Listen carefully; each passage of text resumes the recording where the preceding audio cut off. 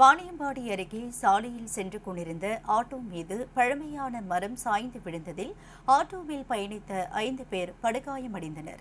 திருப்பத்தூர் மாவட்டம் வாணியம்பாடி அடுத்த கோணமேடு பகுதியைச் சேர்ந்த சிதம்பரம் என்பவர் தனது குடும்பத்தினருடன் சித்ரா பௌர்ணமியை ஒட்டி நாற்றம்பள்ளியில் உள்ள சிவன் கோவிலுக்கு சென்றுவிட்டு ஆட்டோவில் வீடு திரும்பிக் கொண்டிருந்தார். ஆட்டோ வாணியம்பாடி அடுத்த புதூர் பகுதியில் வந்து கொண்டிருந்த போது அப்பகுதியில் சாலையோரம் கிடந்த பழமையான மரம் திடீரென வேருடன் சாய்ந்து ஆட்டோ மீது விழுந்தது. இதில் ஆட்டோ முழுவதுமாக அப்பளம் போல் நொறுங்கி சேதமடைந்தது.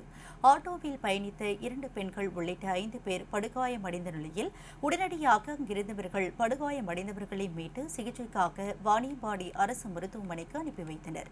மேலும் சாலையில் விழுந்த மரம் அகற்றப்படாமல் இருந்த நிலையில் அங்கிருந்த மின்சார கம்பி அறுந்து அவ்வழியாக சென்ற பேருந்தின் அருகில் விழுந்தபோது பேருந்தில் இருந்த பயணிகள் அலறியடித்து ஓடிய சம்பவம் பெரும் பரபரப்பை ஏற்படுத்தியது. அதனைத் தொடர்ந்து நீண்ட நேரம் சாலையில் விழுந்த மரம் அகற்றப்படாததால் அங்கு போக்குவரத்து பாதிப்பு ஏற்பட்டது.